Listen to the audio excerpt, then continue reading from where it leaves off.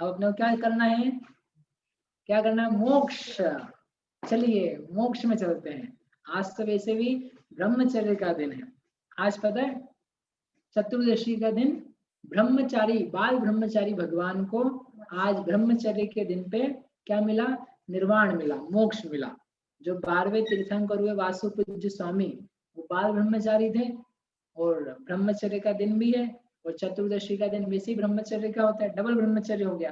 भगवान मिल गए तो ट्रिपल ब्रह्मचर्य हो गया और यहाँ मोक्ष भी आ रहा है। ऐसे इन सबका कॉम्बिनेशन वाला ये दिन है। ऐसे ये तत्वार्थ सूत्र का अंतिम 10वां सूत्र अधिकार फलक पढ़ते हैं। अभी हो जाएगा, आप लोग धैर्य रखना हो, मोक्ष होने में धैर्य रखना। यद्यपि हमने कहा था मोक्ष मिलता धीरे धीरे, अभी जल्दी मिलेगा आपको मोह क्षयाद ज्ञान दर्शना वर्णांतराय क्षयाच केवलम। जो केवल है, मोक्ष के पहले आचार्य भगवान चूंकि अभी निर्जरा का व्याख्यान करके आया ना, तो ऐसी निर्जरा कराएं कि क्षय हो जाए। तो क्षय हो के पहले केवल ज्ञान हो, मोक्ष के पहले केवल ज्ञान चाहिए। तो उन्होंने सूत्र बनाया, मोह के क्षय से और ज्ञान दर्शना वर्ण से और अंतराय के क्षय से क्या होता है, केवल। केवल यानी केवल ज्ञान। केवल ज्ञान कहाँ बताया था, ओहो पहले अधिकार में बताया था। सर्वद्रव्य पर्यायेषु केवलम, सभी द्रव्य पर्यायों को जानने वाला, अद्भुत अतीन्द्रिय प्रत्यक्ष साक्षात निरावरण अनुपम अतीन्द्रिय ज्ञान है, उसका नाम है केवल ज्ञान। कैसे प्रकट होता है, पहले मोह का क्षय होता है, फिर ज्ञानावरण का होता है, फिर दर्शनावरण का, अंत ऐसे एक ही करके होता है। एक प्रश्न किया उन्होंने कि महाराज आपने सीधा सीधे क्यों नहीं बना दिया, एक बार 6 लिखा फिर वापस से 6 लिखा। हमने कहा हमने प्रयोजन से लिखा है। क्या प्रयोजन है कि पहले 10वें गुणस्थान में होता है मोह का क्षय, मोहनी चारित्र मोहनी का, दर्शन मोहनी का पहले ही करके आए, और फिर 12वें गुणस्थान में जाकर के होता है एक साथ ज्ञानावरण दर्शनावरण अंतराय का क्षय। चूंकि 3 का क्षय एक साथ और एक मोहनी का क्षय अलग पहले से, ऐसा होने से सूत्र में 2 बार क्षय को अलग अलग करके बोला। और जब 12वां गुणस्थान क्रॉस होता है तो 13वें गुणस्थान में आकर के प्रगट प्रभाकर सा हुआ निर्मल केवल ज्ञान। निर्मल केवल ज्ञान सूर्य के समान दैदीप्यमान, सूर्य भी क्या लगता है उसके आगे, निर्मल स्वयं का अतीन्द्रिय ज्ञान प्रकट होता है। काय में से निकल के आता है, कर्म में से निकल के आता है। केवल ज्ञान किसकी विशेषता है पूछे तो खुद की विशेषता, अपने ज्ञान स्वभाव की, वह केवल ज्ञान प्रकट होता है। और प्रकट होने के बाद में फिर मोक्ष होगा। मोक्ष किसे कहते हैं, कर्मों के क्षय को मोक्ष कहते हैं, द्रव्य मोक्ष कहलाता है। और भाव मोक्ष क्या होता है, जो अपना स्वयं का आत्मा है उसकी पूर्ण शुद्धि, पूर्ण निर्मलता, लंच मात्र भी कालिमा नहीं रहना, किट कालिमा नहीं रहना, अंतरंग बहिरंग मल नहीं रहना, उसका नाम है मोक्ष। तो ऐसे करके कर्मों के नाश के क्रम में ये बता दिया ना आपको, इसके आगे पढ़ते हैं। केवल ज्ञान के बाद में मोक्ष होता है। अब जो मोक्ष है ना, केवल ज्ञान के कितने समय बाद मोक्ष होगा ये पूछा जाए, how long will it take, प्रश्न किया शास्त्र में। आपने केवल ज्ञान तो कर लिया, अब मोक्ष कब होगा, उन्होंने कहा मोक्ष होगा कम से कम लगेगा अंतर मुहूर्त। ठीक है, किसी को केवल ज्ञान हुआ, 13वां गुणस्थान आया, तत्काल अंतर मुहूर्त रुक करके 14वें में गए, वहां अंतर मुहूर्त रुके, वो कहाँ पहुंच गए, मोक्ष में। आयु इतनी ही बची थी। और कोई ऐसे होते हैं कि लंबे समय रहते हैं, कोई 30 वर्ष रहते हैं, कोई 70 वर्ष रहते हैं, कोई 1 कोटि पूर्व में कुछ वर्ष कम रहे उसमें रहते हैं। कैसे होगा, 8 साल की उम्र का कोई व्यक्ति हो जाए, कितने साल का, 8 वर्ष का, 8 वर्ष का होते से क्या ले ले, दीक्षा। दीक्षा लेते से ही उत्तम उत्तम ध्यान करता हुआ, धर्म ध्यान शुक्ल ध्यान में बढ़ते बढ़ते सारे घातीय कर्मों का क्या कर दे भैया, क्षय कर दे। तो क्या बन गए वो, केवल ज्ञानी। कितने साल की उम्र में, अरे कितने साल की उम्र में, 8 साल की उम्र में। प्रतीक्षा बहन समझ में आया, 8 साल की उम्र में क्या हो सकता है, केवल ज्ञानी बन सकता है कोई। और फिर उसकी उम्र लंबी थी, 1 कोटि पूर्व, 70,56,000 करोड़ इंटू 1 करोड़, ये तो 1 कोटि, 1 ही पूर्व लिखा ना, ऐसे 1 कोटि। और उतने लंबे समय तक वो क्या बना रहे, अरिहंत केवल ज्ञानी, जगह जगह जगह जगह जाते हुए, भ्रमण करते हुए उनका उपदेश होता रहे, ऐसे लंबे समय तक वो अरहंत रहे। आयु के अंत में आकर के अंतर मुहूर्त में 14 गुण स्थान में आकर के सिद्ध बन जाते। अब सिद्ध बन जाते हैं तो उसके बाद क्या होता है और कैसे बनते हैं, वो यहाँ पर अब मोक्ष का स्वरूप देते हैं दूसरे सूत्र में। बंध हेतु भाव निर्जराभ्याम कृष्ण कर्म भी प्रमुक्षो मोक्षः। मोक्ष कैसे होता है, क्या कारणों से होता है, तो उन्होंने कहा बंध हेतु अभाव, बंध के जो कारण थे उनका हो जाए अभाव, ना रहे, और निर्जराभ्याम, नॉट ओनली बंध के हेतु का अभाव हो, एक और चाहिए, संवर चाहिए और निर्जरा चाहिए। देखो दोनों आ गए इसमें। बंध के हेतु का अभाव यानी क्या है, संवर, और निर्जरा का तो नाम दे दिया, इसलिए संवर और निर्जरा क्या है, मोक्ष का मार्ग। 3 शब्दों में दर्शन ज्ञान चारित्र था, 2 शब्दों में संवर निर्जरा, 1 शब्द में शुद्ध उपयोग, ये क्या है, मोक्ष का मार्ग। उससे क्या होता है, कृष्ण, कृष्ण संपूर्ण रूप से कर्म का विप्रमोक्ष, वह है मोक्ष। जैसे बंध के कारण बताए थे आपको, मिथ्या दर्शन वृत्ति प्रमाद कषाय योग, तो ये 5 जाने चाहिए, ऐसा नहीं कि योग को रख लो आप, 5 चले जाएं, और साथ में जितना पुराना स्टॉक था उस पुराने स्टॉक को क्या करना है आपको, दग्धम जलाना है, साथ में लेके कर्म लेके चले जाओ ऊपर, नहीं वो नहीं चलेगा। कर्म के पार्टिकल सारे यही के समाप्त किए जाते हैं। कुछ कर्म ऐसे होते हैं जो अपने आप ही चले जाते हैं, चले कैसे जाते हैं, आते ही नहीं है, उन्होंने कहा 3 कर्म है, आयु, मनुष्य, देवायु, तिरंचाई, नरक आयु, उनको तो बांध ही नहीं है, तो इसलिए वो तो वैसे ही नष्ट हो जाएगी। बाकी जो 145 कर्म है उनको अपने पुरुषार्थ के द्वारा या समय बिताने के द्वारा क्या किया जाता है, नष्ट किया जाता है। ऐसे 2 कारणों से, बंध के हेतु यानी कारणों का अभाव होने से और निर्जरा के द्वारा सारे कर्म समाप्त हो गए होने से जो जीव की शुद्ध अवस्था पैदा हुई उसका नाम है मोक्ष। क्या होता है, चाहिए आपको, हाँ तो बोलो कोई लोग, हाँ बढ़िया। फिर क्या होता है, औपशमकादि भव्यत्वानाम च, उन्होंने कहा ना विप्रमोक्षो, छूटा जाता है, तो और भी कुछ छूटता है क्या, बोले हाँ छूटता है। जीव के भाव बताए थे दूसरे अधिकार में दूसरे दिन, कौन कौन से थे, औपशमिक, क्षायिक, क्षायक्षमिक, औदैहिक, पारिणामिक। तो इनमें से कुछ भाव ऐसे हैं जो नष्ट हो जाते हैं, अब नहीं पाए जाते हैं। कौन कौन से, औपशमिक, औपशमिक भाव नष्ट हो जाता है, और क्षायक्षमिक भाव वो भी नष्ट हो जाता है, और औदैहिक भाव वो भी नष्ट हो जाता है। क्षायिक भाव वो नष्ट नहीं होता है, वो रहता है।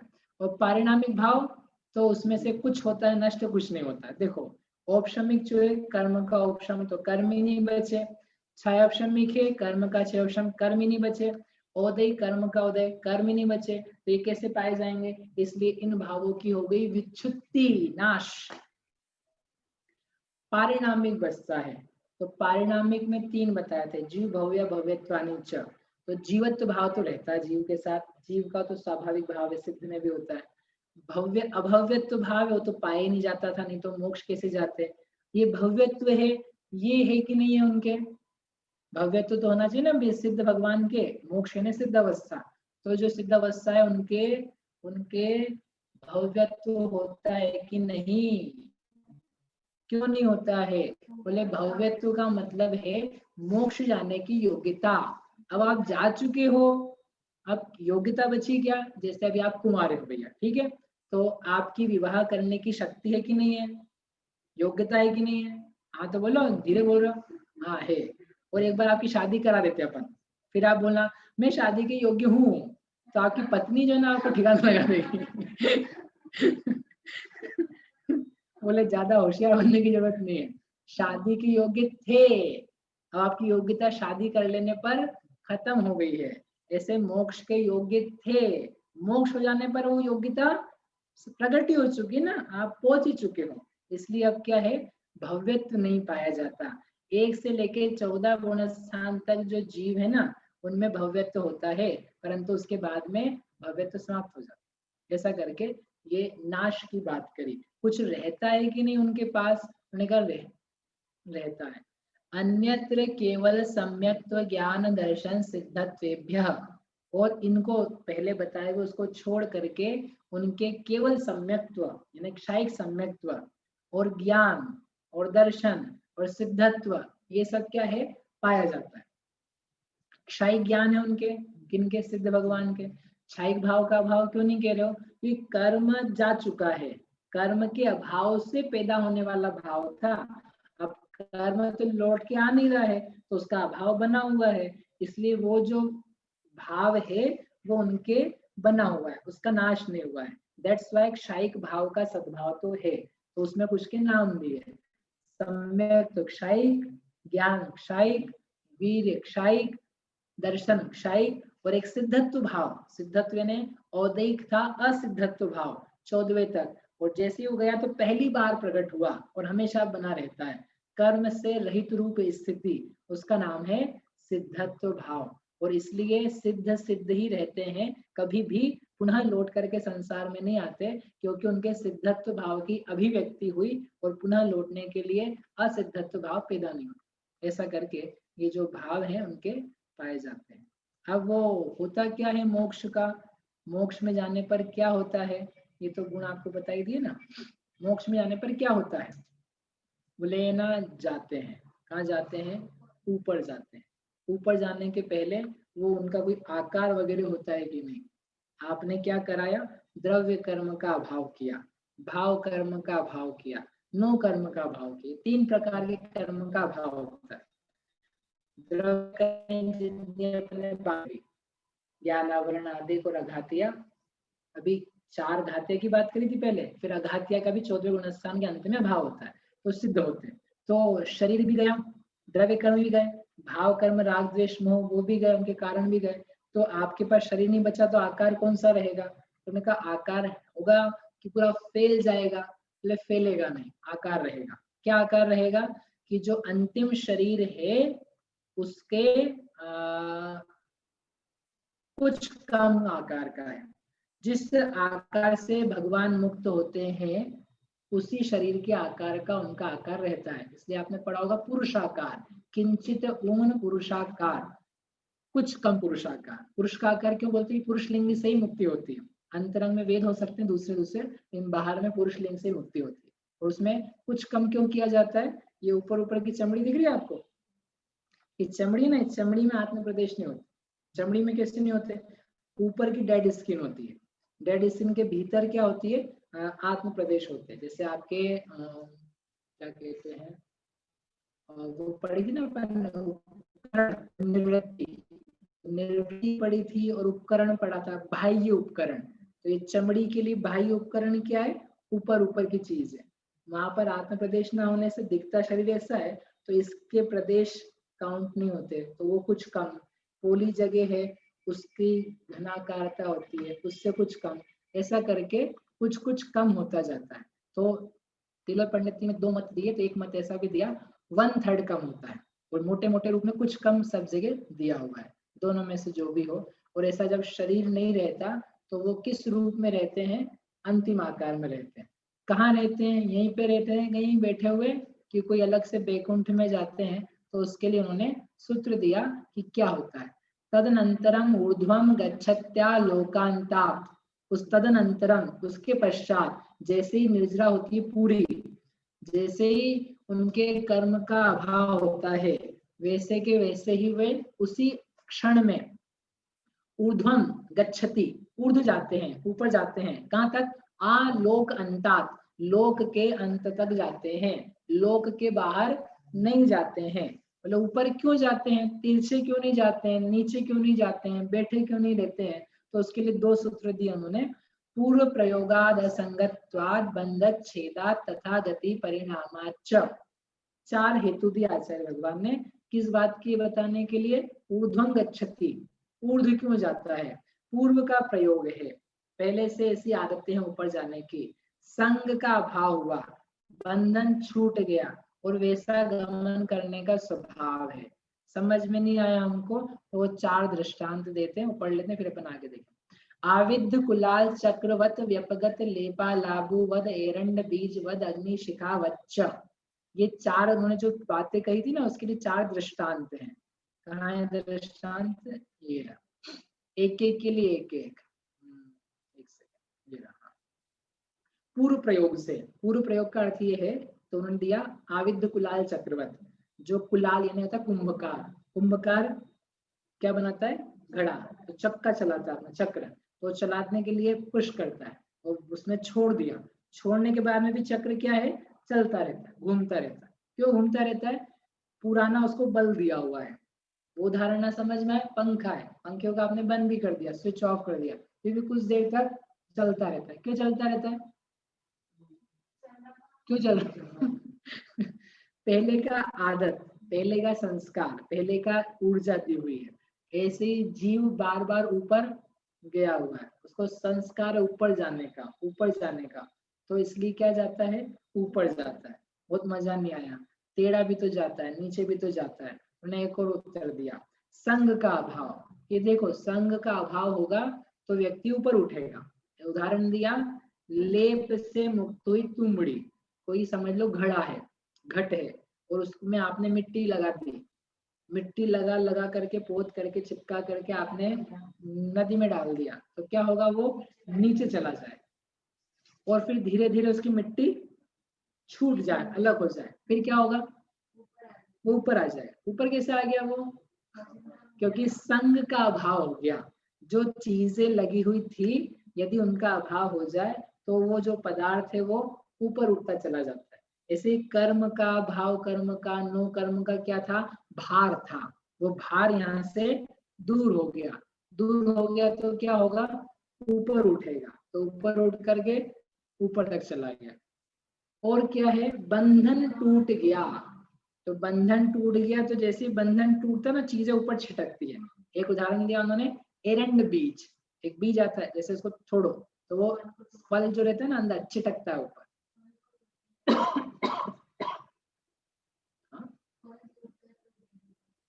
उसका खोल होता है, उसको तोड़ोगे आप तो उसमें जो बीज है, जो चीज अंदर की, वो ऊपर उछलेगी। तो ऐसे ही जीव में से शरीर, कर्म आदि टूटे तो जीव क्या है? ऊपर जाता है। हमको ये कोई भी उत्तर में मजा नहीं आया।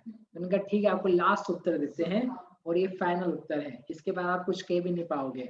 ऊर्ध्वगमन स्वभाव किया ना, ऊपर जाने का स्वभाव ही है। जैसे अग्नि की शिखा है, अग्नि की शिखा कहाँ जाती है? ऊपर ऊपर उठती है। अग्नि की शिखा को हवा में टेढ़ी मेढ़ी जाती है, अदरवाइज हमेशा ऊपर जाएगी। वायु का स्वभाव है तिरछा बहना, जल का स्वभाव है नीचे बहना, अग्नि का स्वभाव है ऊर्ध्वता। ऐसे जैसे पदार्थों के नेचर हैं, वैसे जीव का सहज अपने आप नेचर है कि वो ऊपर जाए। अब ये आप नहीं कह सकते उनको पसंद नहीं आया। तीन उत्तर जो थे शुरू के, आप कह सकते हो मजा नहीं आ रहा है इसमें, लेकिन अब तो क्या, ये नेचर ही है। नेचर के लिए तो स्वभाव तर्क गोचर, इसलिए ऊर्ध्वगमन स्वभावत्वात्। तो ऊपर जाने का स्वभाव है तो जाता जाए, रुके काय वास्ते? Let it go further further further further, ऊपर ऊपर ऊपर ऊपर पहुंचाओ। तो बोले ऐसे कैसे पहुंचाएं? रीजन है, धर्मास्ति काया भावात। जो धर्मास्ति काय है उसका अभाव होने से लोक के अग्रभाग के ऊपर नहीं जाता है। कहाँ रह जाता है? लोक में रह जाता है। ऊपर जाने का रीजन है, लोक के बाहर नहीं जाने का भी रीजन है। इसलिए चूंकि धर्मास्तिका रूपी जो गमन का हेतुभूत कारण है वो उपलब्ध ना है, नहीं है, इसलिए लोक के अग्रभाग में सिद्ध शिला के ऊपर, सिद्ध शिला के भी ऊपर जाकर के वे मुक्त भगवान क्या हो जाते हैं? विराजमान। आपने पढ़ा अष्टम वसुधा पाने को, कर में ये आठों द्रव्य लिए। क्या है अष्टम वसुधा? क्यों जी, अष्टम वसुधा क्या है? नहीं सोच लो अभी। अष्टम वसुधा है ना, वसुधा है ना पृथ्वी। हे भगवान, अष्टम पृथ्वी को प्राप्त करना चाहता हूँ। नीचे 7 पृथ्वी के नाम बताए थे आपको, रत्न शर्करा बालुका वो सब, और ऊपर जो है एक पृथ्वी, उसका नाम है 8वीं पृथ्वी। हमारे यहाँ की गिनती अजीब है, नीचे से चालू करते 1 2 3 4, 7वीं है नीचे सबसे, और बीच में है पहली, और 8वीं कहाँ है? ऊपर। तो वहां ऊपर 8वीं पृथ्वी है, वो सर्वार्थ सिद्धि का जो विमान है उससे भी और ऊपर है, और पूरी विस्तृत पृथ्वी है, उत्तर दक्षिण 7 राजू जो है फैली हुई, और पूरा पश्चिम 1 राजू, और उसकी मोटाई 8 योजन की। ऐसी तरह पृथ्वी, उस पृथ्वी के बीचों बीच में जो मनुष्य लोक है गोलाकार 2.5 द्वीप प्रमाण, उसके जैसी वहां पर क्या है, सिद्ध शिला।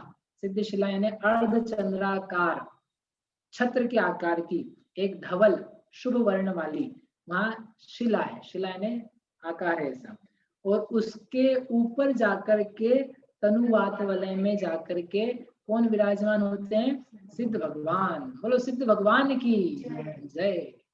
अपने को ऐसे सिद्ध भगवान की आराधना पर नमो सिद्धांत के लिए करते, ये पूरी प्रक्रिया उनके होने की। जो नमोकार है ना, यदि आप ध्यान दो तो संवर 9वां 10वें अधिकार में आपने नमोकार की आराधना करी है, क्योंकि वे आचार उपाध्याय साधु से अरिहंत सिद्ध कैसे होते हैं उसकी पूरी प्रक्रिया है। तो संवर निर्जरा मोक्ष, यही तो आचार उपाध्याय साधु हैं, यही तो अरहंत सिद्ध हैं। अरहंत सिद्ध मोक्ष और आचार उपाध्याय साधु संवर निर्जरा, तो अपने क्या हो गया है, संपूर्ण मोक्ष हो गया, पंच परमेश्वर की आराधना पूरी हो गई। अब अंतिम एक सूत्र है, क्षेत्र काल गति लिंग तिल चारित्र प्रत्येक बुद्ध बोधित ज्ञानावगाहनांतर संख्या अल्प बहुत्वतः साध्या। अर्थात ये जो सिद्ध भगवान है, मुक्त भगवान है, वे सब एक जैसे हैं, सभी अतीन्द्रिय ज्ञान आनंद में युक्त हैं, सभी साधी अनंत काल तक वैसे ही रहते हैं, तथापि किसी किसी प्रकार से उनमें भेद किया जाता है। क्षेत्र से, काल से, गति से, लिंग से, तीर्थ चारित्र प्रत्येक बुद्ध बोधित बुद्ध ज्ञान अवगाहन, हाँ उनमें कितना अंतर हुआ, संख्या अल्प बहुत हुआ, ऐसे करने के द्वारा विभाग होते हैं। तो विभाग कैसे होता है, भेद तो नहीं, फिर भी 2 प्रकार से उन्होंने भेद का है, थोड़ा थोड़ा अपन समझ से, बाकी आप शास्त्र में से पढ़ना। प्रत्युत्पन्न नय की अपेक्षा से अंतर नहीं है। प्रत्युत्पन्न नय यानी वर्तमान को ग्रहण करे, सिद्ध सिद्ध है, सिद्ध में भेद नहीं है।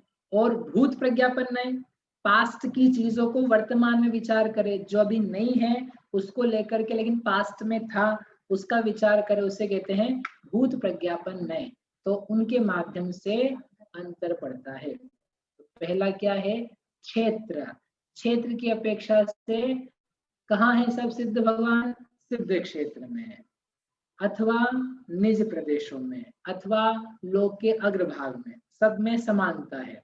लेकिन कहाँ से मोक्ष गए हैं, तो कोई कर्म भूमि से गया है, कोई भोग भूमि से गया है, कोई समुद्र से गया है, कोई द्वीप से गया है, अंतरद्वीप से गया है। ऐसे कैसे हैं, संहरण की अपेक्षा, संहरण यानी किसी ने उनको उठाया, उठा करके कहीं धर दिया, स्वयं गए और स्वयं जाकर के कहीं अन्य क्षेत्र जो सामान्य नहीं है मनुष्य कर्म भूमि के अलावा, वहां बैठ गए, तो वहां से बैठ करके ध्यान लगाया, और ध्यान लगा कर अंतर मुहूर्त में मोक्ष चले गए। तो कहीं पर्वतों से चले गए, कहीं भोग भूमि के क्षेत्र से चले गए, कहीं समंदर से चले गए, कहीं अंतर्द्वीप भूमियों से चले गए। तो सारा मनुष्य लोग जो है ना, वहां से गए हुए सिद्ध हैं। इसलिए जब आप देखते हो ना ऊपर, तो जो 45 लाख योजन प्रमाण एरिया है, उन सब जगह मानते हैं क्या कि सब जगह से सिद्ध गए हुए हैं। ऐसा जगत में मनुष्य लोक में एक भी प्रदेश नहीं है जहां से कोई जीव मोक्ष ना गया हो, कभी ना कभी तो गए ही है। वर्तमान में अपन सिद्ध क्षेत्र में जाते हैं क्योंकि वो विशेष भूमिया है, बाकी सर्वत्र क्या है, तो भैया सर्वत्र सिद्ध क्षेत्र, तो फिर हम यही कर लें, वहां क्यों जाए। कि आपको लगता नहीं है ऐसा कि हमारे घर में भी सिद्ध क्षेत्र है, और आपके परिणाम निर्मल नहीं रहते हैं, तो परिणाम विशुद्धि के लिए, मुनिराज को याद करने के लिए और मुक्त होने की भावना के लिए विशेष तीर्थ क्षेत्र जो वर्तमान काल के हैं वहां जाया जाता है। काल, कौन से काल से मोक्ष जाते हैं, तो बोले एक समय में जाते हैं, लेकिन भूतकाल की अपेक्षा देखें तो जो उत्सर्पणी अवसर्पणी के काल हैं, तीसरा या चौथा, उनमें मोक्ष जाया जाता है। और संहरण की अपेक्षा यानी जो विदेश क्षेत्र है उसकी अपेक्षा से देखेंगे तो सभी कालों में मोक्ष जाया जाता है, सभी कालों में। क्यों? क्योंकि वहां ना उत्सर्पणी है ना अवसर्पणी। गति, कौन सी गति से मोक्ष जाते हैं? तो सिद्ध गति में मोक्ष है, लेकिन उसके पहले वाली कौन सी गति है? मोक्ष, मनुष्य गति। मनुष्य गति से मोक्ष जाते हैं। और भी देखने जाए तो मनुष्य गति के पहले कौन सी गति थी? मनुष्य, कौन सी गति होनी चाहिए सिद्ध जाने के लिए? पहले मनुष्य होनी चाहिए। मनुष्य तो होनी चाहिए। मनुष्य के पहले कौन सी होनी चाहिए? स्वर्ग की। अगर नरक से आ गया कोई तो मोक्ष नहीं भेजोगे उसको। राजा श्रेणी का क्या करोगे आप? चारों गतियों से आए तो भी उनको मोक्ष होता है। तिर्यंच गति से मर के मनुष्य बने, मोक्ष जा सकता है। मनुष्य मर करके मनुष्य बने, मोक्ष जा सकता है। नारकी मर करके मनुष्य बने, मोक्ष जा सकता है। और देवता मर के मनुष्य बने, मोक्ष जा सकता है। मनुष्य तो होना है, लेकिन मनुष्य के पहले कौन सी गति होगी उसका भी यहाँ पर वर्णन दिया है, वो आप देखिएगा। कौन से लिंग से मुक्ति होती है? उन्होंने कहा अवेद से होती है। शारीरिक वेद देखेंगे तो पुरुष वेद होता है, और भाव वेद देखते हैं तो तीनों ही प्रकार के वेदों से मुक्ति कही है, क्योंकि भाव वेद जो भीतर है वो तीनों प्रकार के हो सकते हैं। कौन से लिंग से? तीर्थ में मुक्ति होती है ना, तीर्थंकर रूप से होती है कि बिना तीर्थंकर रूप से होती है? दोनों प्रकार से भी होती है। कोई तीर्थंकर बन के जाते हैं, कोई, क्यों बता रहे हो ये लोग क्या समझते हैं? 24 तीर्थंकर है, बस 24 ही भगवान है, ज्यादा हो तो 20 भगवान और ले लो। लेकिन ये पढ़ लो आप, नहीं नहीं, तीर्थंकर तो मोक्ष जाते हैं तीर्थंकर रूप से, और अन्य जो जीव हैं वो बिना तीर्थंकर हुए सामान्य केवली हुए भी मोक्ष जाते हैं। इनका अल्प बहुत तो आप पढ़ोगे तो आपको दिखाई देगा कि ज्यादा जीव तो बिना तीर्थंकर हुए जाते हैं, और तीर्थंकर उससे संख्या गुणहीन है। तीर्थंकर ही बहुत सारे होते हैं, 24 ही नहीं होते हैं। जितने तीर्थंकर हैं उनसे संख्यात गुणे ही नॉन तीर्थंकर सिद्ध हैं। अब कैसे हैं? वो विदेह क्षेत्र का विचार करना। कौन से चारित्र से सिद्धि होती है? तो यथाख्यात से होती है, और उसके पहले अनेक प्रकार के 4 चारित्र या 5 चारित्र होते हैं। कोई जीव प्रत्येक बुद्ध होते हैं। अरे कहाँ चला गया, एक सेकंड। कोई जीव प्रत्येक बुद्ध होते हैं, स्वयं से ही ज्ञान प्राप्त करते हैं बिना परोपदेश के। जैसे तन्नी सर्गादि गमाद्वा श्रद्धान के लिए कहा था, वैसे ज्ञान में भी लगाना। और कुछ लोग परोपदेश से मुक्त होते हैं। कितने ज्ञानों से मुक्त होते हैं? केवल ज्ञान से होते हैं। लेकिन उसके पहले कौन सा ज्ञान होता है? किसी के मतिश्रुत होते हैं, किसी के मतिश्रुत अवधि होते हैं, किसी के मतिश्रुत मनपर्य होते हैं, किसी के चारों होते हैं। यानी आप खुश हो, आपको मतिशुद्ध भी है तो डोंट वरी, मोक्ष होने में बाधा नहीं है। और 4 भी है तो भी चलता है। अवगाहना कितनी होती है? अवगाहना जो है अभी बताई थी आपको, अंतिम शरीर से कुछ नहीं होती, ये तत्काल की। और पूर्व की कितनी है? तो पूर्व की उत्कृष्ट 525, कम से कम जो है वह 3.5 हाथ की, और बीच के बहुत सारे विकल्प हैं। सिद्ध होने के बीच में अंतर कितना हो सकता है? एक समय का अंतर पड़े, कोई जीव सिद्ध हुआ, एक समय कोई नहीं हुआ, अगले समय कोई हो गया, ऐसा एक समय का अंतर हो सकता है। लगातार कोई सिद्धि नहीं बना, कितने महीने बीत गए? 6 महीने, फिर बाद में सिद्ध बना, तो ऐसे करके अंतर होता है। और लगातार होता जाए, 2 समय कोई सिद्ध बने, अलग अलग जीव, और लगातार बनेंगे तो 8 समय बनेंगे। एक साथ कितने जीव सिद्ध बन सकते हैं? कम से कम 1, अधिक से अधिक 108। 108 से ज्यादा एक साथ मोक्ष में नहीं जा सकते। इस प्रकार से संख्या तक हुआ। अल्प बहुत्व जो है वो थोड़ा विस्तृत है, वो आप जानना कि कहाँ से जीव ज्यादा मोक्ष गए, कहाँ से कम मोक्ष गए, कौन सी गति से आकर के मोक्ष गए, ज्यादा और कम कितने अंतर पड़ने का काल है, सबसे कम कौन से क्षेत्र से मोक्ष गए। तो उन्होंने कहा जो समुद्र है पहला, कौन सा समुद्र है? लवण समुद्र। लवण समुद्र से सबसे कम मोक्ष गए हैं, उससे संख्यात गुणे जो कालोदधि समुद्र वहां से मोक्ष गए, उससे भी ज्यादा जम्बूद्वीप से मोक्ष गए, उससे भी ज्यादा धात्री खंड से गए, उससे भी ज्यादा पुष्करार्ध से गए। ऐसा क्यों? क्योंकि इनका क्षेत्र तो लेकिन जम्बूद्वीप का कम है, लेकिन समुद्र से मोक्ष जाने वाले कम मिलेंगे। उपसर्ग हो करके जाए कम है, सामान्य जगह से जाए वो ज्यादा। ऐसे सब जगह का अल्प बहुत, तो उसका रीजन है, अच्छे से आप पढ़ेंगे तो आपको सब बोध हो जाएगा। इस प्रकार से अपन ने पूरा का पूरा जो तत्वार्थ सूत्र था वो बड़े बीज रूप में 10 दिन में जान लिया। अब मैंने थोड़ा सा लिखा हुआ है, मैंने आपसे कल कहा था समय होगा, आप किसी को जाना आप जा सकते हो, मैं 5 मिनट पूरा करने वाला हूँ कि कैसे कैसे ग्रंथ इसमें अपन ने पढ़ लिए हैं। एक होती है बीज बुद्धि रिद्धि।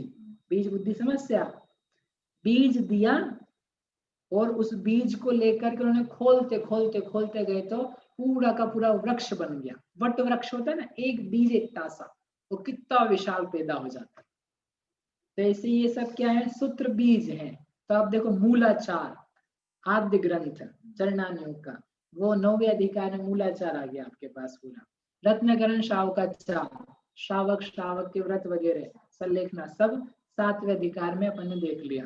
गोमटसार जीव कांड, 20 प्ररूपणाएं दूसरे अधिकार में सभी बता दिए उन्होंने। कर्मकांड, कर्मकांड का 8वां बंध अधिकार। उसके अलावा आश्रव के कारण जो बताए वो भाव प्रत्यय अधिकार में, वो 6ठा अधिकार। त्रिलोक सार, त्रिलोक परिणति जैसे ग्रंथ, 3 लोक की रचना, 3रा 4था अधिकार सब बता दिया। पंचास्तिकाय, द्रव्य संग्रह, 5वें अधिकार में अजीव काया, वो कह करके उन्होंने सब कुछ अलग से बताया, मतलब 5वां अस्तिकाय बताया।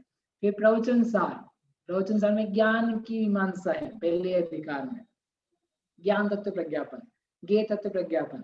तो ज्ञेय तत्व सामान्य विशेष अधिकार तो है 5वें अधिकार में, पहले अधिकार में पूरे ज्ञान का वर्णन, तो वो प्रवचन सार आ गया। समय सार, समय सार कैसे आ जाता है, उपयोग लक्षणम, पारिणामिक भाव। उसके अलावा 5वें अधिकार में जो द्रव्य वचन, भाव वचन, द्रव्य मन, भाव मन सबको पौद्गलिक सिद्ध किया, समय सार की शैली, पूरा का पूरा समय सार संक्षेप में आ गया। लब्धि सार, लब्धि सार कैसे आ जाएगा, कर्म की क्षपणा, मोक्ष, मुक्ति, बंध का भाव, सत्ता का नाश, क्षपक श्रेणी, वो सारी की सारी चीजें किसमें आ गई, 10वें अधिकार में बीज रूप से। परीक्षा मुखादिक न्याय ग्रंथ, प्रमाण नहीं अधिगम, इस सूत्र के आधार से। और जो मंगलाचरण है, कौन सा, मोक्ष मार्ग से नेतारम, वो सूत्र मंगलाचरण के आधार से आत्ममीमांसा, आप्त परीक्षा, अष्टशती, अष्ट सहस्त्री, ऐसे न्याय ग्रंथ हैं, वो सारे के सारे उन्होंने ले लिए उसमें। ऐसा करके आप सोचो, एक शास्त्र यदि आप पढ़ लो तो सबका सब अपने को समाहित हो जाता। ऐसा अद्भुत मांगलिक आश्चर्यकारी सूत्र रूप में निबद्ध जो ये तत्वार्थ सूत्र मोक्ष शास्त्र है, हमारे यहाँ पूरा हुआ।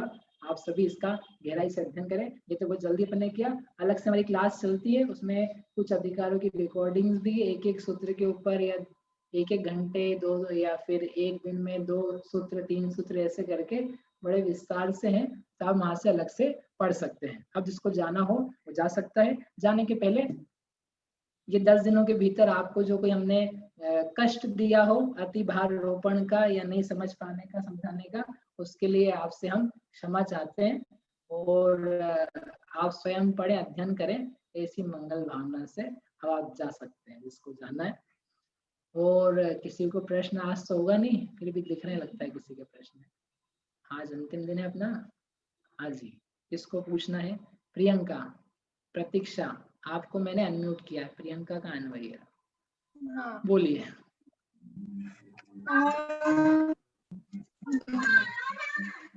दो क्वेश्चन है, मैं पूछ लेती हूँ, ठीक है। ध्यान, कौन बोलो भाई। हाँ, ध्यान वाला मतलब उपयोग वही, मतलब एक ही चीज पे लगा रही, तो आपने वैसे क्लियर कर दिया। एक बार पूछ सकती हूँ, या फिर एक बार हुआ जैसे अभी कुछ चीज हमसे छूट गई, मिस हो गई कोई चीज, जैसे 1000 रुपए का नोट गिर गया, ठीक है, उस समय दुख हुआ, फिर बाद में थोड़ी देर बाद फिर याद आया, फिर 5 मिनट तक वो दुख रहा, तो वो भी ध्यान में ही जाएगा, बार बार जिसका हम विचार कर रहे हैं, बार बार करते रहते ना, बदलता रहता, उसको बोलते ध्यान संतति। अब यद्यपि ध्यान संतति शब्द का प्रयोग उन्होंने शुभ ध्यान के संदर्भ में किया है, लेकिन जो आर्त रौद्र हैं उनकी भी इस प्रकार की संतति चला करती है, मतलब पलट पलट करके हुआ करता है, छूटता है फिर आता है, फिर छूटता है फिर आता है। वो उसी ध्यान की बार बार हम उसको बोल सकते हैं, वो भी आर्त ध्यान चले जा रहा है, वो उसी का चला हाँ, जा वो रहा आर्त ध्यान है। है। ठीक है। और निदान शल्य निदान आर्त ध्यान में एक तो डिफरेंस, और दूसरा कि आप बोल रहे हो छठे गुण स्थान में निदान आर्त ध्यान नहीं होता है, तो वो जो हाँ, नारायण नारायण है निदान करके बनते हैं, तो फिर छठे गुण स्थान में भी निदान नहीं है तो फिर इनका ये प्रश्न है कि फिर वो मुनिराज को होता है तो वो तो निदान शल्य हो जाती है, और वो जैसे शल्य होती है तो फिर उनके गुणस्थान जो है वो प्रमत्त संयत नहीं रहते हैं, इसलिए वो गिर जाते हैं। गिर करके अन्य गुणस्थानों को प्राप्त होके फिर स्वर्ग को प्राप्त होते हैं और नारायण आदि पदों को प्राप्त करते हैं। अच्छा, वो नीचे गिर के उनका निदान होता है। तो इस शल्य और आर्त ध्यान में क्या डिफरेंस है? शल्य में और आर्त ध्यान में, शल्य क्या है, मिथ्यात्व के साथ में जो पाई जाती है, या आगामी धर्म के फल में जो भोगों की वांछा है ना, उसको बोलते हैं शल्य। और बिना धर्म की ऐसी भोगों की वांछा है, उसका नाम है निदान नाम का आर्त ध्यान। ये उन दोनों का अंतर है। अच्छा,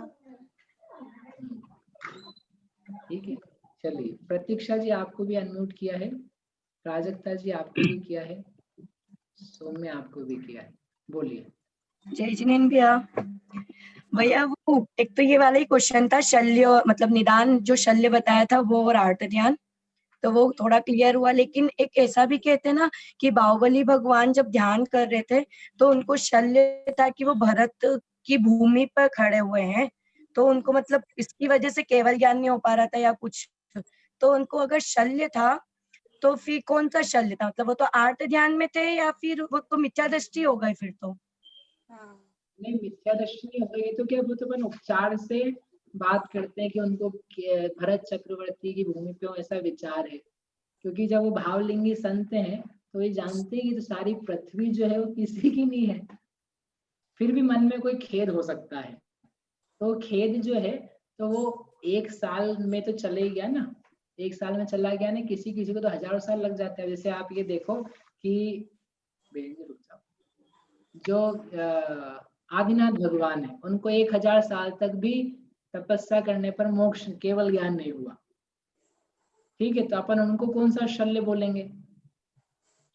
तो मतलब उनकी भावों की शुद्धि नहीं बन रही थी अपनी? हाँ, बस इतना आपको कहना चाहिए, भावों की विशुद्धि नहीं है। भावों की विशुद्धि का अभाव है। कौन सी विशुद्धि? जो छपक श्रेणी के लायक विचार परिणाम चाहिए हैं, उनका अभाव है। अब उसको लेकर के व्यवहारी जनों को समझाने के लिए शल्य था कि भरत भूमि पर हूँ आसीन, ऐसा। भरत चक्रवर्ती संयोग ऐसा बना कि भरत चक्रवर्ती ने आकर के नमस्कार किया तो उनको केवल ज्ञान हो गया। तो ऐसा प्रचलित हो गया, कैसा कि उनको केवल ज्ञान भरत चक्रवर्ती ने दिया। ठीक है, तो मतलब उन्हें निदान नहीं था कुछ भी ऐसा ना? नहीं, निदान नहीं कुछ भी। और भैया एक ये आपने बताया कि सम्यक दृष्टि को निर्जरा कंटिन्यूअसली नहीं होती, मतलब जिस समय सम्यक दर्शन होता है सिर्फ उसी टाइम अंतर मुहूर्त के लिए होती है, लेकिन हम तो ऐसा समझते थे कि सम्यक दृष्टि को चलती रहती है, मतलब जितने मतलब जितनी विशुद्धि है उसकी उतनी समय में प्रति समय उसकी निर्जरा होती है। और देश विरत को भी, जैसे 2 प्रतिमा और 3 प्रतिमा 4 प्रतिमा देश विरत को होती है, देश विरत को होती है, जो पंचम गुणस्थान वर्ती है उसको होती है, लेकिन जो चतुर्थ गुणस्थान वर्ती है उसकी उस प्रकार की विशुद्धि नहीं होती हर समय, सम्यक तो रहता है। तो जिसका नाम गुण श्रेणी निर्जरा है, कर्णान योग में जिसे निर्जरा कहा जाता है, वैसी निर्जरा उसकी नहीं है। बाकी समय सार की अपेक्षा से आप देखोगे तो हर पल वो बिता रहा है अपना, कर्म बढ़ा नहीं रहा है, घटा रहा है, तो एक एक समय की निर्जरा उसके होती है। यानी जैसे मिथ्या दृष्टि के स्टॉप ब्रेक इवन रहता है, वैसे उसका नहीं होता, तो उसकी अपेक्षा निर्जरा भले कह लो अध्यात्म की अपेक्षा, लेकिन वास्तव में कर्णानुयोग से आप देखने जाओगे तो वो निर्जरा नहीं पाई जाती वहां पर। ठीक है, हाँ, किसको अनम्यूट किया मैंने? सुनेहा जी। हाँ, भैया भैया एक था कि यहाँ पे लिखा है जन्म अपेक्षा 15 कर्म भूमि, तो टोटल कर्म भूमिया तो 170 अपन ने बोली है, तो फिर यहाँ पे 15 कर्म भूमि कैसे हुई वो, मतलब जन्म क्या और कर्म भूमि में जन्म नहीं होता? मोटे मोटे रूप में 15 ही है ना, 5 विदेह, 5 भरत तो 5 और 5 आगे। तो ऐसा करके कितनी हुई 15। अच्छा ठीक है ना, एक मेरु संबंधी 3 होते हैं तो 5 मेरु के 5 या 15। अब वो जो विदेह है उस विदेह को आपने 32 नगरियों में बांट दिया तो फिर आपके वो 5 की बजाय 160 हो गए। 160 हो गया। 5 भरत 5 लगे 170। तो हमने संक्षेप में 15 कर्म भूमिया की। अच्छा अच्छा ठीक है भैया। भैया जी एक और क्वेश्चन है अवगाहना के संदर्भ में, जैसे सारे तीर्थंकर की डिफरेंट डिफरेंट हाइट्स थी, तो जब वो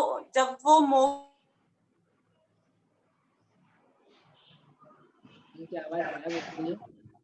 तो सपना जी को अनुभव किया, अनुभव जी आपको भी किया है। तो कुछ कम हुआ, तो फिर सारे सिद्धशिला में सारे तीर्थंकर की डिफरेंट डिफरेंट हाइट के अकॉर्डिंग वो विराजमान होते हैं कि अगुरु लघु गुण के कारण एक आइडियल आकार या वो हाइट बना दी गई है कि सारे सिद्धों की उतनी ही हाइट आइडियल शेप होगा।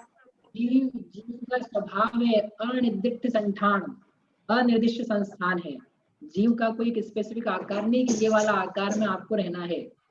इसलिए सिद्ध भगवान जो अलग अलग आकार के ना, जो 7 हाथ से लेकर के 500 धनुष की हाइट है, सबकी हाइट अलग अलग रहती है, सबके आकार अलग अलग रहते हैं। वो सबके आकार अलग अलग होकर के वो अपने अपने स्थान पे विराजमान है। आपको उसको मिलाने की जरूरत नहीं है कि भैया मोक्ष होने के पहले आप सीधे ऐसे आकार में आ जाओ, क्योंकि आकार तो जीव का आकार अनिर्दिष्ट का आकार। दो ही हो सकते हैं, या पद्मासन में या खड़गासन में। नहीं, वो तो आसन बोल रहे हो आप, मैं आकार की बात कर रहा हूँ।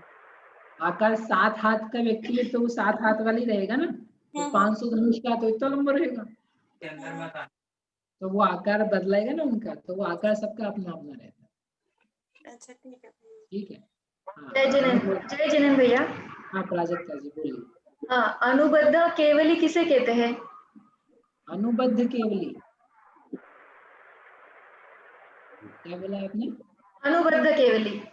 अनुबद्ध केवली यानी वो जो वर्तमान में दिया है, एक केवली को निर्वाण हुआ उसी समय अन्य मुनिराज को केवल ज्ञान हुआ, फिर अन्य को केवल निर्वाण हुआ, उनको किसी अन्य को केवल ज्ञान हुआ। ऐसे जो केवली उनको अनुबद्ध केवली थे।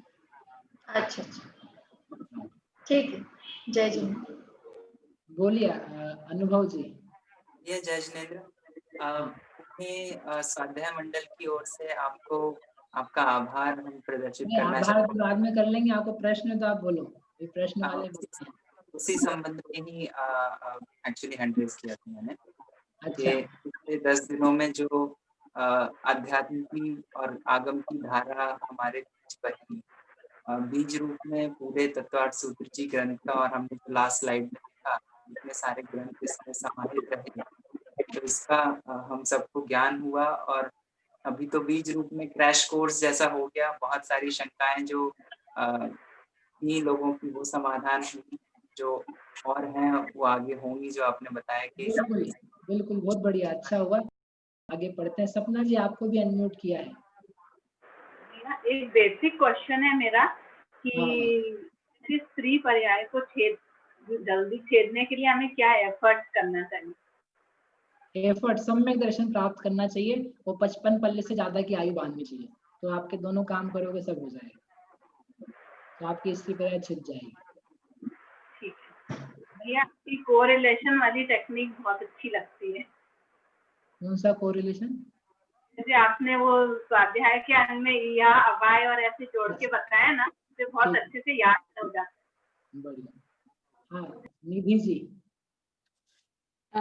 भैया एक किस प्रसंग में पढ़ा था वो याद नहीं आ रहा, लेकिन वासना हमने पढ़ी है कि चीजों की वासना अंदर में चलती रहती, तो ये वासना में और निदान में क्या अंतर है? निदान आर्त ध्यान में, निदान आर्त ध्यान तो क्या है कि चीजों को देख देख करके भोगने की इच्छा है, उसका नाम है निदान नाम का आर्त ध्यान। वासना तो किसी चीज को लेकर के लग गई, अर्थात जैसे किसी को मारने का भाव है तो वो जब जब आता है तो मारने का भाव आता है, मिटता नहीं है, क्षमा नहीं होती है। कोई वस्तु देख करके प्राप्त करने की इच्छा एक बार बिठा ली तो बार बार उसकी भावनाएं आती रहती है, तो वो एक ही चीज को लेकर के चीजें बनी रहना, उसको बोला था वासना। और नाना अलग अलग चीजों को देख के आगामी भोग मिलते जाए, ये भी मिले ये भी मिले ये भी मिले, ऐसा बदलता हुआ विचार, तब भी वो निदान है। अच्छा और एक और प्रश्न ये है भैया कि हम जब धर्म ध्यान में पढ़ रहे थे तो धर्म ध्यान तो अपने कल्याण के लिए किया जा रहा है ना, लेकिन जो अपाय विजय धर्म ध्यान था उसमें ऐसा शब्द लिखे थे कि अन्य प्राणियों के दुख को दूर करने का भाव आया, तो मेरा क्या भला होगा उससे? मतलब मैं अपने लिए कर रहा हूँ कि ये दूसरों के दुख को दूर करने के लिए कर रहा हूँ? उनके दुख को दूर करने का भाव नहीं है, भाव ये है कि इनका दुख कैसे नष्ट हो। अब दुख कैसे नष्ट हो तो ये साथ में उसमें कि ये जो जीव हैं ये कष्ट क्यों पा रहे, मिथ्या दर्शन ज्ञान चारित्र से, और कैसे ये सम्यक दर्शन आदि को नष्ट कर रहे हैं। तो नष्ट कर रहे हैं नहीं, कैसा विपरीत मार्ग का प्रवर्तन होता है, सम्यक कैसे होता है, मिथ्यात्व कैसे मिटेगा, इन सब का विचार किया जा रहा है ना गहराई से। तो वो जो चीज है उसका नाम है, हाँ भैया इसका मतलब ये एक कॉमन प्रोसेस के बारे में सोचा जा रहा है कि भाई जीव जैसे कॉमनली हम कहते हैं ना जीव दुखी हैं, सुख का उपाय चाहते हैं और सुखी नहीं हो रहे हैं, ऐसी भावना। सन्मार्ग का और विमार्ग दोनों का विचार किया जा रहा है। सच्चा मार्ग झूठा मार्ग क्या है और क्यों है, तो उन सब का विचार चिंतन, तो वो जो है वो अपाय विषय के अंतर्गत। तो भैया एक चीज और बहुत दिनों से ख्याल नहीं जाएंगे। ठीक है भैया, एक और था ये कि ढाई दीप में ही मनुष्य हैं और पूरे मध्यलोक से हमने सिद्ध मान लिए हैं, तो ये कैसे है? मतलब ढाई दीप और मनुष्य लोग एक ही चीज है ना? हाँ, ढाई दीप या मनुष्य लोग एक ही चीज है और मनुष्य यहीं तक हैं और यहीं से मनुष्य जो है वो ही सिद्ध गति को प्राप्त होते हैं। लेकिन हम पूरे मध्य लोक मतलब वो जो असंख्यात दीप समूह वगैरह हैं, एक राजू में ही तो है वो सारा, तो क्या करना है ना, और उतना ही पूरी सिद्ध शिला है, उतनी ही पूरी सिद्ध शिला है। तो हम सिद्ध शिला आपने देखा नहीं, मैंने कहा 45 लाख ईशत प्रागभार पृथ्वी विस्तृत है, लेकिन सिद्ध शिला तो बीच में 45 लाख योजन ही गोलाकार है। ओके ठीक है, मेरे समझने में गलती, ठीक है। भूमि बड़ी है, सिद्ध शिला छोटी है।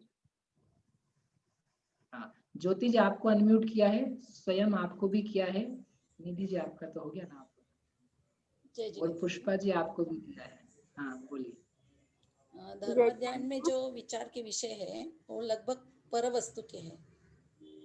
धर्म ध्यान में जो विचार के विषय बताए हैं वो लगभग पर वस्तु के हैं, तो श्रेणी आरोहण में पर वस्तु के विचार कैसे आएंगे? नहीं, पर वस्तु के उसके अलावा संस्थान विषय में जाएंगे ना आप। संस्थान विषय में पदस्थ ध्यान, पिंडस्थ ध्यान, रूपस्थ ध्यान, रूपातीत ध्यान, तत्व रूपति धारणा, तो वो लेकर के आत्म ध्यान के भी विषय है उसमें। तो आत्मा इसमें जो बताए उन्हीं के अंतर्गत आत्म तत्व भी है। और जब अपन कर्म के विपाक का विचार करें तो कर्म का विपाक किस पे है? जीव पे है, तो वहाँ जीव भी है। आज्ञा है पूरी की पूरी, तो आज्ञा किसकी है? जिन्हें भगवान की आत्मा के बारे में, जीव तत्व के बारे में, तो वो उसमें भी जीव तत्व है। सम्यक दर्शन ज्ञान चारित्र का विचार है तो वो भी जीव संबंधित है। मतलब पर वस्तु का विचार नहीं है, विचार अपना ही है। पर के भी हैं, स्व के भी हैं, दोनों हैं, दोनों प्रकार के विचार है। उसके सब ध्यान की सामग्री बताई। ध्यान, शुभ ध्यान के जो आलम्बन भूत सामग्री है, ध्येय भूत, तो उसमें केवल आत्मा ही नहीं है, पंच परमेष्ठी, मंत्र, छपक श्रेणी आरोहण विधि, लोक का विचार, और उसमें पाए जाने वाला जीव संख्या, ये सब का सब जो है ना, सब ध्येय भूत है। जिनमें से वीतराग का पैदा हो, ऐसे सारे विषय जो है लोक के, वो सभी ध्यान के विषय हैं, है ना। मतलब श्रेणी के टाइम पर के विषय आ सकते हैं। हाँ, श्रेणी के समय अर्थ व्यंजन संक्रांति दिया अबुद्धि पूर्वक, वो भी हो सकती है, और बुद्धि पूर्वक आत्मा में उपयोग एकाग्र किया जाता है। दोनों प्रकार के व्याख्यान। और किसको किया था? स्वयं जी आपको किया है, और पुष्पा जी आपको भी अनम्यूट किया है। रजनीन भैया जी। हाँ बोलिए जी, मेरा प्रश्न है, जो आपने अभी गुरु मुनि महाराज जी के प्रायश्चित के भेद बताए थे जय भैया, प्रायश्चित के जो 9 भेद बताए थे उसमें आलोचना, प्रतिक्रमण ये सब मुनि महाराजों के थे। तो हम श्रावकों को अपने दोषों किसके सामने कहें और हमको अपने पापों का क्या करना चाहिए, मतलब हम अपने पापों को कैसे प्रायश्चित करें? आप भी क्या है, मुनिराज जो आचार्य हैं, आचार्य के सामने जाकर के अपने दोषों को निवेदित कर सकते हो, तो उसके अनुसार वो प्रायश्चित दे सकते हैं। और नहीं है समक्ष तो परोक्ष में गुरु जो है उनके परोक्षता में किए जा सकते हैं। और नहीं तो जिनालय है, जिनेन्द्र भगवान है, जिनेन्द्र भगवान के समीप में अपन पढ़ते हैं ना, आप समीप हजूर माही में खड़ो खड़ो सब, दोष कहूं सो सुनो करो नठ दुख दे ही जब। जिनेन्द्र भगवान परम गुरु हैं, तो आपके पास दूसरे गुरु नहीं तो कम से कम दोषों को एक्सेप्ट करके उनके समक्ष निवेदन करना, वो एक अपनी आलोचना है। तो अपना आलोचना कहलाएगा, प्रायश्चित नहीं। आलोचना वो प्रायश्चित के भेद में है ना, ये प्रायश्चित के भेद में आलोचना है, तो आप वो कर रहे हो। और ये मेरे दोष मिथ्या हो, दोनों पूर्वक विचार करना, कहना, भाव लाना, तो वो तदुभय कहलाता। जय जिनेन्द्र भैया। और किसको किया? वैसे बढ़िया, पुष्पा जी बच्चे बस आखिरी, और ही प्राची जी, इसके बाद अपन फिनिश करते हैं। ये चौथा सूत्र है ना 10वां अध्याय का, अन्यत्र का क्या शब्द है यहाँ पे? अन्यत्र केवल सम्यक, अन्यत्र का क्या? उनको छोड़ करके, जो पहले कहे गए भाव हैं उनको छोड़ करके केवल ये सम्यक्त्व, ज्ञान, चारित्र, सिद्धत्व भाव पाए जाते हैं। आदि को छोड़ करके। हाँ, अच्छा, अन्यत्र का मतलब यहाँ पे ये लेना है, ठीक। हाँ, प्राची जी अंतिम बोलिए। हाँ, जय जिनेन्द्र भैया, इसमें हमने बात करी कि सिद्धों के शायिक भाव में 4 ही शायिक भाव हमने लिए हैं, और शायिक भाव हम बोलते हैं 9 होते हैं, तो फिर वो बाकी जो 5 हैं तो उनको मतलब वो नहीं होते हैं क्या घटाने में? होते हैं, मैंने मत दिखाया यहाँ पे। आप प्रश्न उठाया सर्वार सिद्धादि ग्रंथ में कि आपने बाकी सब तो भाव लिए ही नहीं है, तो बाकी सब है कि नहीं है? तो बाकी सब भी है, क्योंकि ज्ञान के साथ दर्शन होता है, और ज्ञान के साथ सुख का बिना भाव संबंध है, और ज्ञान बिना वीर्य के नहीं होता है। और वीर्य, चारित्र, सम्यक, तो ये सब भाव भी पाए जाते हैं साथ में। तो अनुक्त रूप से सभी लिए हैं, तो जितने शायिक भाव हैं वो सारे के सारे ही पाए जाते हैं। और संक्षेप में सूत्र में केवल 3-4 ही का है, तो आप टीका देखेंगे तो उन्होंने सभी स्वीकार किए। ठीक है भाई, जय जिनेन्द्र। सभी के प्रश्न वाह, सभी हाथ नीचे हो चुके हैं, बहुत बढ़िया। इसके साथ ही अपना ये जो सेशन था आज पूरा होता है। आप सभी लोगों ने बहुत धैर्य से सुना, शांति से सुना। अतुल जी भाई साहब ने सारा अरेंजमेंट किया, उसके लिए उनका बहुत बहुत धन्यवाद। ऐसे आप सभी लोग स्वाध्याय में अग्रसर रहें, कल्याण को प्राप्त करें, ऐसी भावना से वाणी सुखी। जा वाणी के ज्ञान ते सूझे लोकालो, सो वाणी मल सक न हो, सगा देत हो ढोक।